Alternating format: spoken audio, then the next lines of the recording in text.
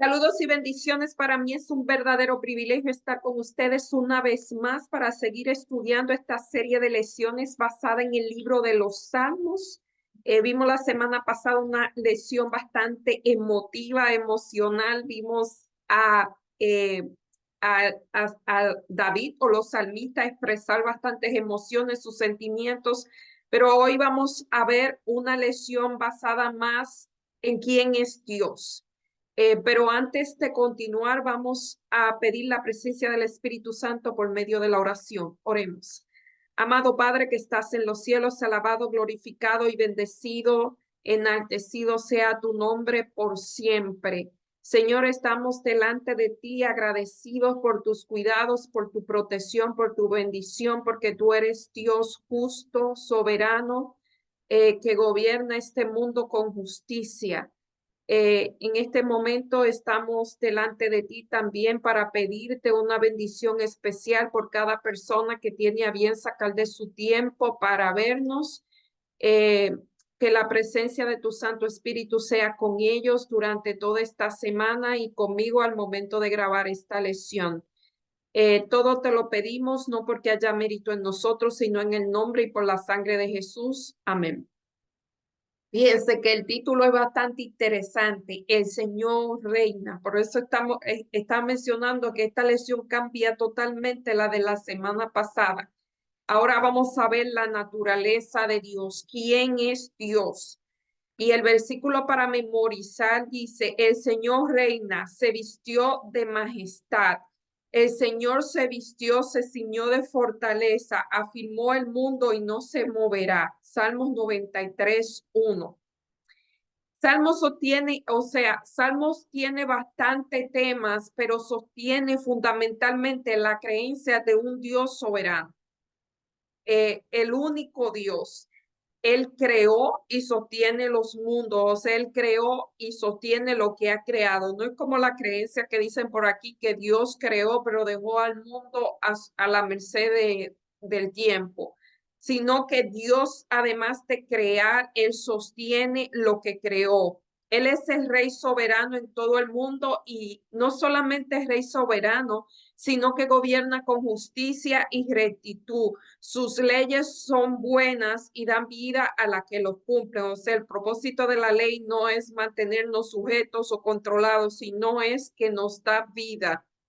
El Señor es un juez justo que asegura que el mundo permanezca ordenado. O sea, Él mantiene el orden de las cosas y lo hace recompensando a los justos y castigando a los impíos. Sabe, muchos de los salmos, David se le olvida este hecho y se pasa diciendo que por qué al impío le va mal siendo impío, al justo le va, o sea, por qué al impío haciendo maldad le va bien y al justo le va mal.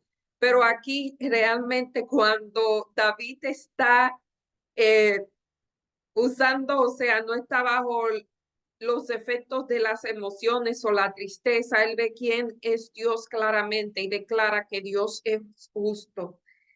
El Señor es fiel a su alianza, o sea, él cumple lo que promete, adoptó a Israel como su apreciada posesión, anuncia la salvación del Señor y sigue cuidando a su rebaño. Vemos otra vez otra imagen de lo que es un rebaño y lo que es un pastor, a pesar de su infidelidad, a pesar de que el rebaño no es fiel, Dios, y está en abierta rebelión.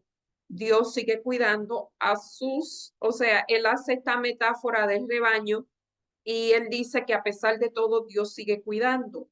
Así el gobierno soberano de Dios hace que el mundo esté firmemente establecido y los salmistas quieren que el lector comprenda esta verdad fundamental, que Dios es soberano y él reina y mantiene los mundos sostenidos.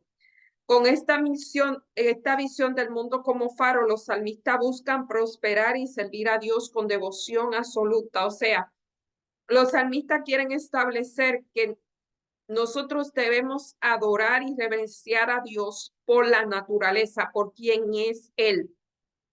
Realmente eso es una de las cosas por la que esta lección va a mostrar quién es Dios y cuál es su posición en el mundo, o sea, qué él hace.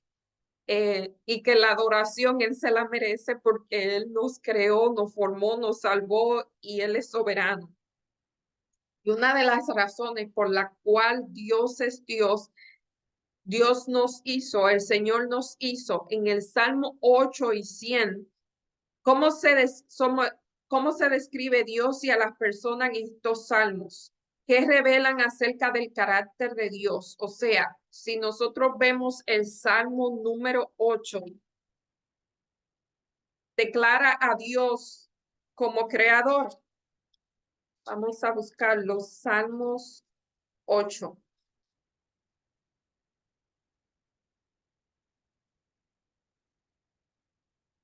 Oh Jehová, Dios nuestro, cuán glorioso es tu nombre en toda la tierra. Él comienza alabando a Dios, ha puesto la gloria sobre los cielos y de la boca de los niños y de los que maman fundaste la fortaleza a causa de tus enemigos para hacer callar al enemigo y al vengativo. Cuando veo los cielos obras de tus dedos y la luna y las estrellas que tú formaste, digo que es el hombre para que tenga de él memoria y el hijo del hombre para que lo visite, lo creaste un poco menor que los ángeles y lo llenaste de gloria.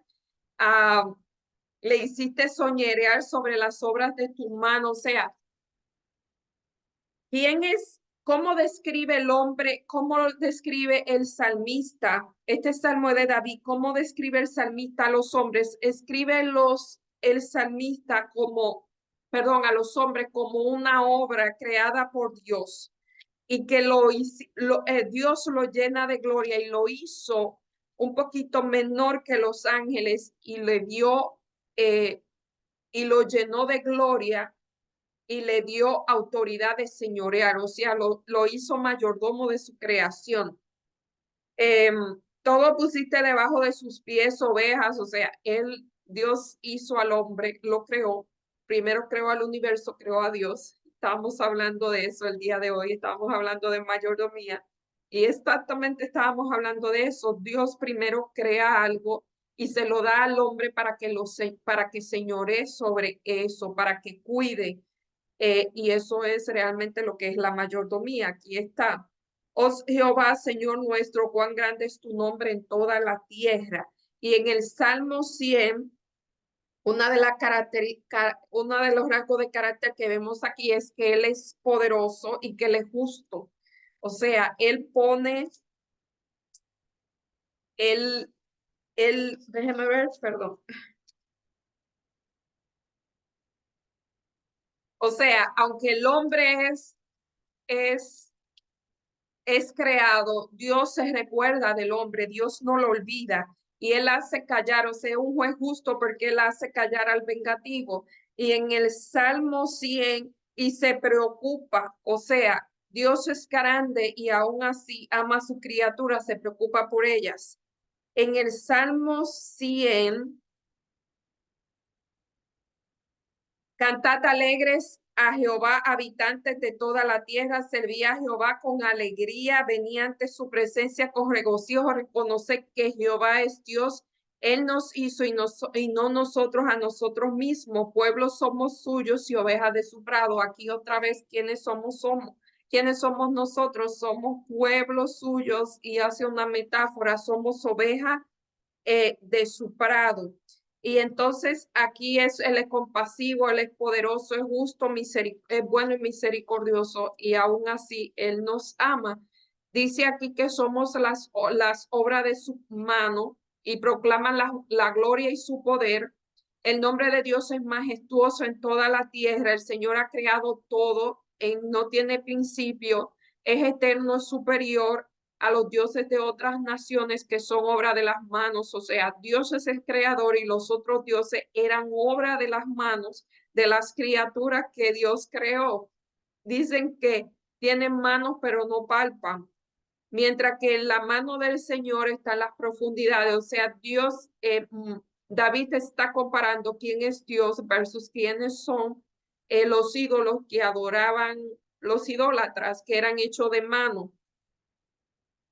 Dice varios salmos describen el poder de Dios sobre la naturaleza que otros consideran divina. O sea, hay personas que creen que la naturaleza en sí es divina, mientras que Dios es el Dios de la naturaleza. Hay una diferencia, no, la naturaleza no es Dios, sino que Dios es el Dios de la naturaleza. El Señor reina sobre la creación, es supremo en poder y dignidad. Esto es Salmo 103. Esto ataca cualquier forma de idolatría. Dios nos hizo y no nosotros a nosotros. Dios fue el que nos hizo y no nosotros a nosotros mismos. Y la creación, si ustedes ven, es un testimonio del amor de Dios. Cuando usted realmente observa la creación, es un testimonio del amor de Dios. Eh, Notemos que Dios no solamente otorgó la existencia de los hombres, sino del antiguo Israel, sino que la sustenta. Eso es muy importante. Somos ovejas de su prado. Estas son las metáforas que el salmista está usando. Somos pueblo suyo, oveja de su prado. Y esto muestra el deseo de Dios mantener una estrecha relación con su pueblo. O sea, las ovejas dependían del pastor para ser cuidadas, alimentadas, para tomar agua. O sea, el pastor era la parte esencial en el cuidado de las ovejas. Y esa metáfora es la que David utiliza con su pueblo. Dependemos totalmente de Dios para ser cuidados, alimentados y sustentados. Y además de eso, Dios quiere relacionarse con nosotros. Únicamente el Creador tiene el poder de bendecir y hacer crecer a su pueblo y por lo tanto es el único digno de adoración y confianza. Es digno de adoración porque Él es el Creador y es el sustentador y es el soberano, Rey soberano. Numerosos salmos llaman todo lo que respire y toda la tierra y todo el mar y todo lo que hay en ella a gritar de alegría ante el Señor, ante su creador. La gloria de Dios se ve en la creación, incluso en la creación terrenal caída, y los salmos nos señalan que únicamente Dios es digno de adoración. Dicen los que saben que la creación adora al Señor, eso dicen los que saben, y se mantienen y mantiene el ciclo que Él les da. ¿Qué es el hombre para que te acuerdes de Él? O sea, es algo pequeño y aún así Dios se acuerda de Él. ¿Cuál es tu respuesta como tu creador? ¿Cuál es tu respuesta a Dios como creador? Cuando Dios llama a las estrellas por su nombre, eso quiere decir que Él es inmensamente sabio, inmensamente poderoso. O sea, las estrellas dicen que el sol es no sé cuántas veces más grande que la tierra y está supremamente lejos y es una de las estrellas más pequeñas y es enorme, enorme, enorme, enorme. Y aún así hay tantas en el cielo que no se pueden contar, son como la arena del mar y Dios la conoce toda porque Él la creó. Eso nos deja ver la grandeza, la majestad de Dios y delante de las estrellas nosotros somos nada y aún así Dios se acuerda de nosotros. Eso nos habla del amor que Dios tiene por sus criaturas.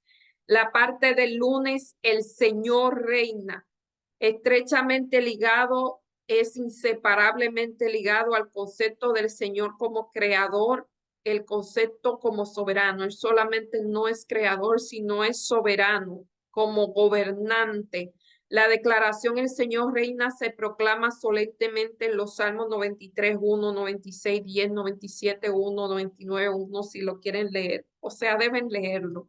Por razón de tiempo no lo vamos a leer, pero léanlo en su casa, es altamente recomendable. Pero sus ecos se escuchan en todo el libro de los Salmos. El Señor está revestido de honor, de majestad y de fuerza. O sea, a través del libro de los Salmos, aunque David expresa sus sentimientos, sus emociones en diferentes circunstancias, también el libro de los Salmos alaba mucho al Señor y proclama sus maravillas y proclama sus milagros y proclama su poder y, o sea, su autoridad, su soberanía, lo vemos a través de los salmos. Y aquí vamos a ver una metáfora, dice, está rodeado de tinieblas, Salmo 97:2, pero también cubre de luz, se cubre de luz como un vestido. O sea, estas metáforas exaltan el poder de Dios porque como es oscuridad y como es luz, lo quiere decir que tiene tanto esplendor, tanto grandeza, que está más allá de la comprensión humana. O sea, el escritor no puede describir la majestad y el poder de Dios y por eso usa eso contraste que humanamente serían imposibles. Donde hay luz no hay tinieblas, pero ahí el salmista dice que está rodeado de tinieblas y está rodeado de luz. Quizás es eh, para mostrar, o sea, así la grandeza de Dios, lo incomprensible que es. Lee Salmo 97. ¿Qué caracteriza el reinado del Señor? ¿Cuál es el dominio de su reinado? Bueno, el dominio de su reinado realmente es todo el universo, pero vamos a ver Salmo 97:1. Jehová reina, regocíjese la tierra, alégrese las costas, porque Jehová reina. El 5, los montes se derritieron como cera delante de Jehová. Otra vez expresa la grandeza de Dios, porque realmente los montes no se derriten. Pero delante de Jehová, Él quiere mostrar cuál es la grandeza, que los montes se derriten. Detrás de mí en este background, aquí veo unos montes bien grandes y uno imaginarse que esos montes se derriten como cera, quiere decir eh, la grandeza de Dios. El 9 dice, porque tú, Jehová, eres excelso sobre toda la tierra, eres muy exaltado sobre todos los dioses. Y otra vez vuelve y eso, la grandeza de Dios, y por eso merece ser alabado. El Señor establece su reinado sobre todo el mundo. El reino de Dios es un reino eterno, sin parangón, en poder y majestad. El reino del Señor se basa en la misericordia, la justicia y la rectitud.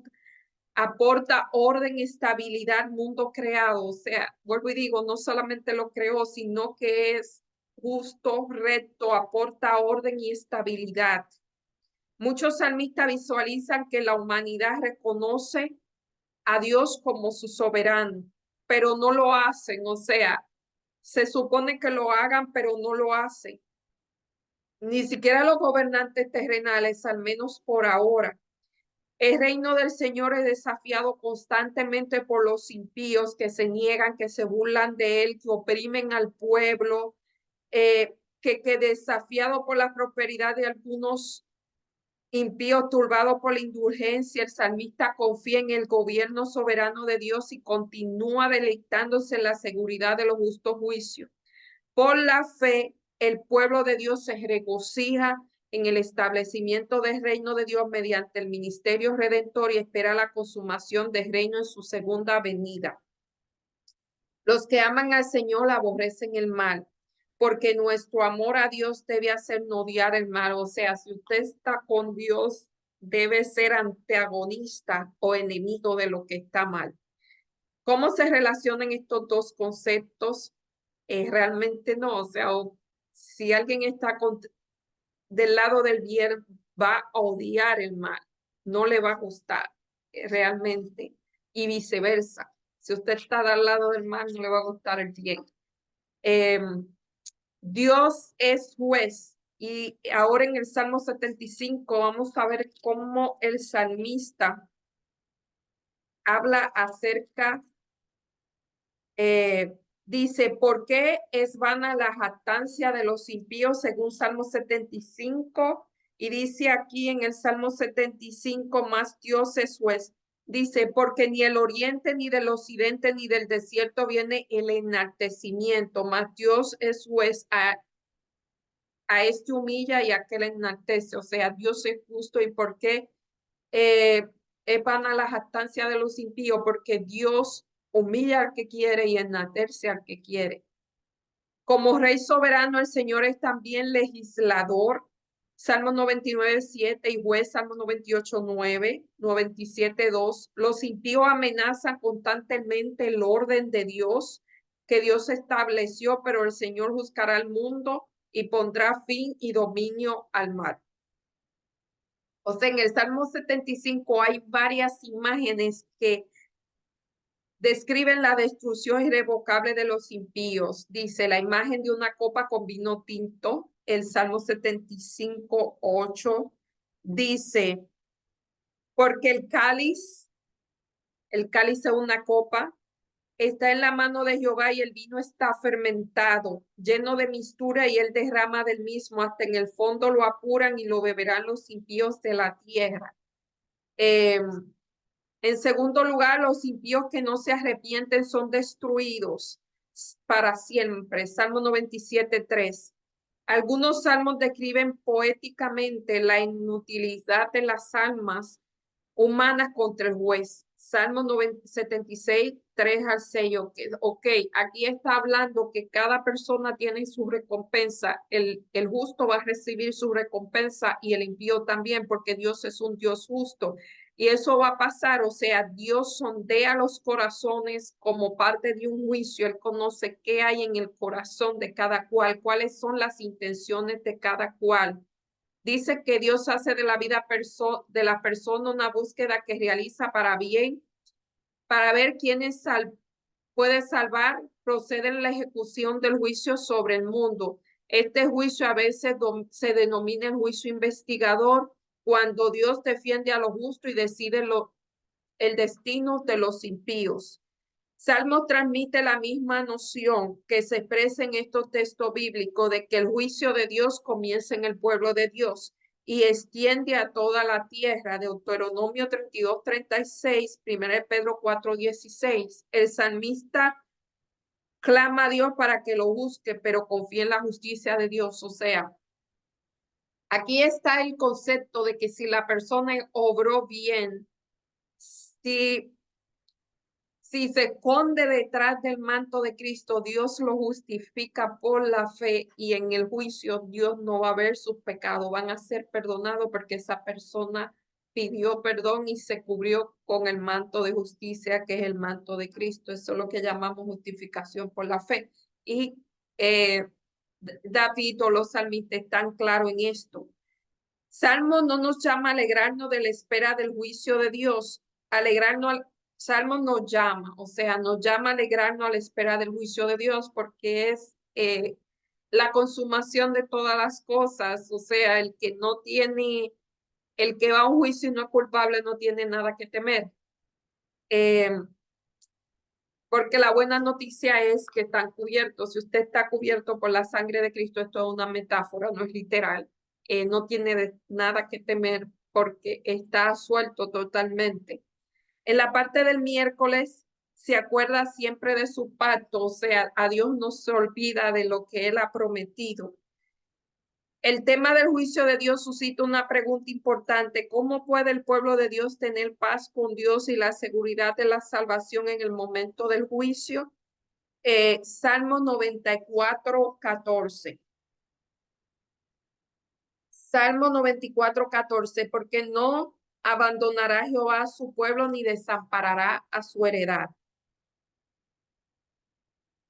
Salmo 105:7-10.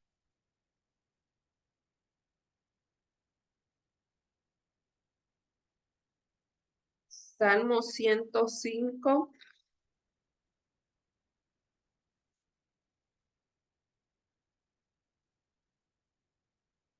Él es Jehová nuestro Dios, en toda la tierra está sus juicios. Se acordó para siempre de su pacto, de la palabra que mandó para 1000 generaciones, la cual concertó con Abraham y de su juramento a Isaac. La estableció a Jacob por decreto, a Israel por pacto sempiterno. Y Daniel 7:22, aquí no está hablando, cuando hablamos de Daniel 7:22. Daniel 7:22. Hasta hasta que vino el anciano de días y se sentó y se dio juicio a los santos del Altísimo y llegó el tiempo y los santos recibieron el reino. Aquí también está hablando de juicio en todos estos salmos. En el fin de todas las cosas dice, y estableció su pacto eterno con el cual su posesión preciada. Dios no se limita a prometer que no rechazará a su pueblo del pacto, sino cobrará activamente para mantenerlo seguro en él. Perdona sus pecados, bendice y fortalece a su pueblo. Los juicios de Dios se realizan para hacer volver al pueblo a la justicia y demostrar que Dios cuida de él. En su conjunto muestra la fidelidad del Señor a su pacto en la historia de Israel. O sea, Dios estableció un pacto con su pueblo y Dios recuerda, no olvida su pacto. Dice lo que sucedió, lo bueno y lo malo. O sea, Dios traerá toda obra a juicio, sea buena o sea mala. Eso dice el sabio Salomón. Dios, Dios estuvo allí. Él condujo al pueblo de Israel providencialmente condujo a José a Egipto y por medio de él salvó al pueblo y a las naciones de aquella región de una grave hambruna. O sea, vemos la omnisapiencia de Dios, la sabiduría que él dirige las cosas. Vemos que José fue dirigido, aunque el método no fue el mejor, pero él fue dirigido a Egipto para salvar. O sea, Dios previó lo que iba a suceder y hizo provisión a través de José, aunque vuelvo y digo, el móvil no fue el mejor. El Señor levantó a Moisés para que sacara a su pueblo de la esclavitud de Egipto con señales, prodigios a su favor. O sea, Dios también liberó a su pueblo de Egipto. El Señor concedió a su pueblo la tierra prometida, o sea, cumplió la promesa. Primero cumplió la promesa de que lo iba a liberar de Egipto, cumplió su promesa de que lo iba a entrar en la tierra prometida y y proveyó, estaban en el desierto, él proveyó con alimento, con agua, o sea, con todas las necesidades, Dios proveyó. Y dice, controla soberanamente todo lo que concierne a su pueblo. Y una verdad que los salmistas querían que el pueblo nunca olvidara. Saben que en los salmos, muchos de los salmos eh, habla de las proezas que Dios estuvo con su pueblo cuando lo sacó de Egipto, cuando lo hizo caminar, lo abrió el mar rojo, cuando le dio maná. eh, Dice pan de dioses cuando le dio agua de la roca, cuando la nube lo guiaba, de noche era una nube y de día era una columna de fuego. O sea, los salmos hablan mucho de eso, de cómo Dios protegió a su pueblo y cómo Dios cumplió su pacto. Y esto significa que el pueblo debe honrar a Dios en agradecimiento de todas esas cosas. En este pacto, la principal vocación de Israel es permanecer fiel al pacto, observando las leyes de Dios. El pueblo de Dios también está llamado a dar testimonio a otras naciones porque él desea que todas las naciones se unan a su pueblo. El mundo está así seguro de la alianza protectora del Todopoderoso, o sea, el deseo es que todas las naciones pasen a ser el pueblo de Dios, no solamente unas cuantas personas. Y ya en la parte del jueves, sus testimonios son muy firmes. En Salmo 19:7 hay varios salmos aquí. ¿Qué hilo conductor tienen todos ellos? ¿Qué une todos esos salmos? Vamos a ver, Salmo 19. Salmo 19:7 dice, la ley de Jehová es perfecta, que convierte al alma. El testimonio de Jehová es fiel, que hace sabio al sencillo. Salmo 93:5.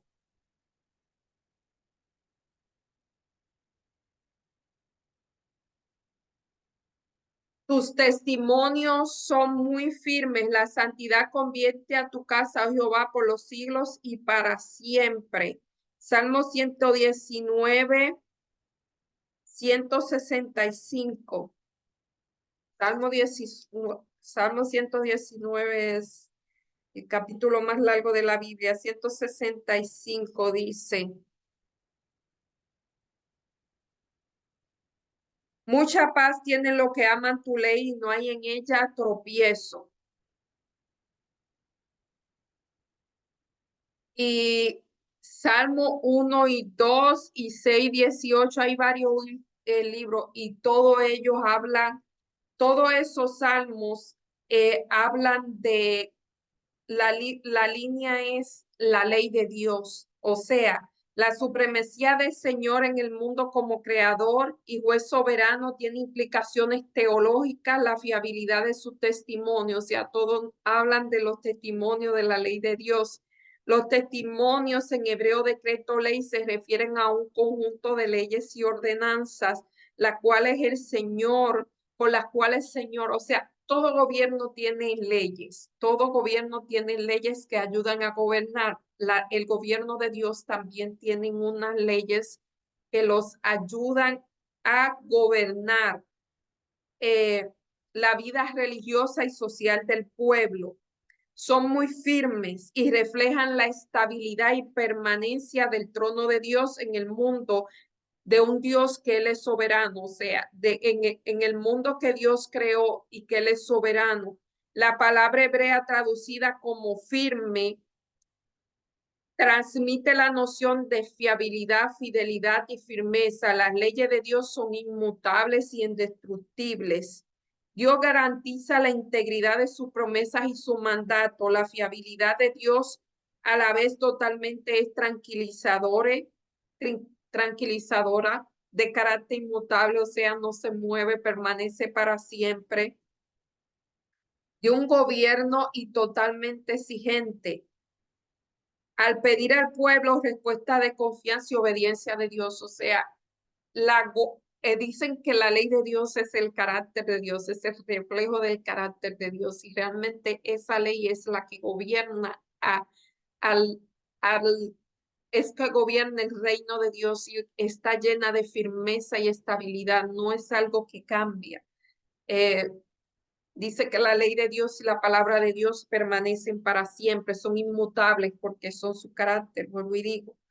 Eh, Así que los justos no serán sacudidos porque están firmemente arraigadas a la ley de Dios, que proporcionan estabilidad y seguridad y su corazón está firme.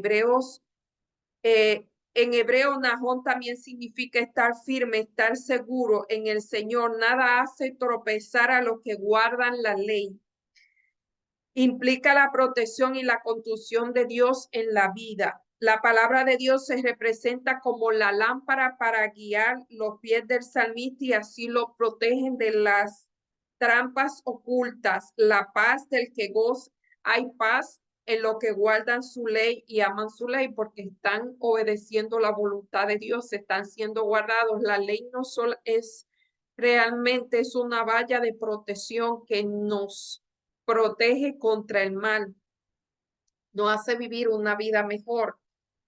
La paz de lo que gozan y aman la ley, hay paz en lo que gozan, hay paz de la que gozan, o sea, los que guardan la ley tienen paz y gozan de ella. Obviamente no es el resultado de una ausencia de pruebas.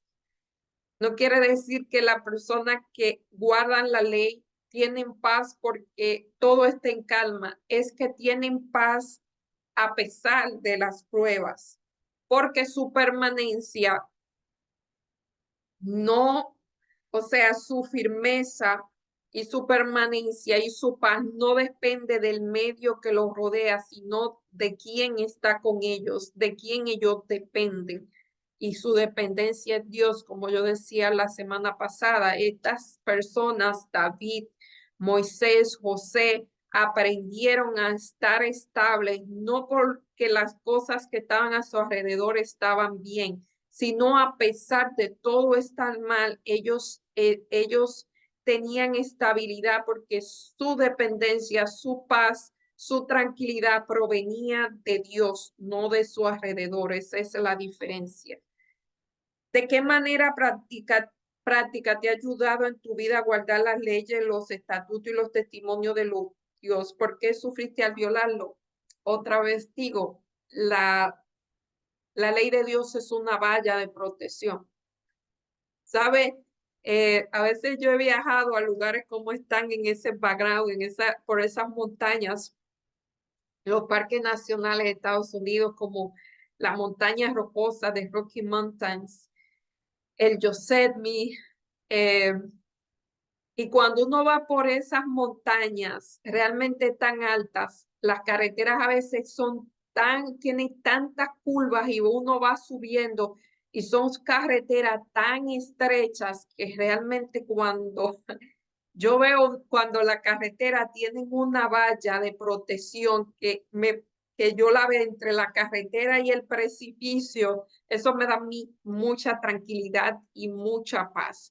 Cuando esas carreteras no tienen una valla, mire, realmente yo voy a 0 millas por hora por ahí arriba porque realmente, aunque el paisaje es preciosísimo, uno va con temor y pensando, y si yo pierdo el equilibrio y me caigo por ahí, o sea, esa valla eh, que está entre el precipicio y la carretera realmente es una tranquilidad inmensa, es la garantía de que si yo pierdo la estabilidad y al frente por una razón u otra, eso me va a ayudar a no caer al precipicio. Lo mismo pasa con la ley, eso es una valla de protección que te protege, vuelvo y digo, contra el mal. En la parte del viernes, lee Salmo 86, 5 al 15, y, eh, y nos habla de leer en el camino a Cristo el amor supremo. Es un capítulo muy, pero muy hermoso. Así que si no tienen el libro, pueden buscar online asimismo el camino a Cristo y buscar ese capítulo que se llama el amor supremo. Es realmente increíble. Dice, el estudio de esta semana se centran en algunas descripciones claves de Dios y sus actividades. ¿Quién es Dios y qué hace? Que establecen el mundo y lo hacen firme y seguro. Los salmistas apelan a Dios, quien es el creador, rey, juez, salvador del pacto y es legislador. Las funciones que desempeña en el mundo se reflejan también en otros títulos, como el pastor. Fíjense que él es juez soberano, es rey soberano y también es un pastor. Es la roca de salvación y es el Padre. En el mundo podemos estar seguros y a salvo incluso en medio de la agitación del gran conflicto, porque Dios es soberano y fiel en todo lo que hace y dice. Aunque estos temas teológicos no son para nada exhaustivos, o sea, nosotros no estamos yendo a la profundidad, simplemente estamos mencionando quién es Dios y las funciones que Él hace en este mundo y que hay un juicio y que Él ve los corazones y los sondea y las intenciones y que debemos estar tranquilos si estamos cubiertos por la sangre de Cristo. Es una metáfora y nos presenta a Dios como un pastor que cuida sus ovejas. No solamente nos creó, sino que se preocupa por nosotros, nos ayuda. Dice, aunque estos temas teológicos no son para nada exhaustivos, son indicadores de la diversa forma en que Dios se revela en los salmos. Dios se revela en los salmos de muchas maneras. Mientras seguimos estudiando los salmos, es importante recordar que debemos leerlo a la luz del carácter y el amor y la gracia de Dios y de su plan para salvar y restaurar al mundo. Cuanto más estudiamos el carácter divino a la luz de la cruz, más vemos su misericordia y la ternura y el perdón unido a su equidad y la justicia, y más claramente discernimos las innumerables pruebas de un amor que es infinito y de una tierna piedad, mucho mayor que la anhelante compasión de una madre por su hijo descarriado. Esto está en el Camino a Cristo, la página 23.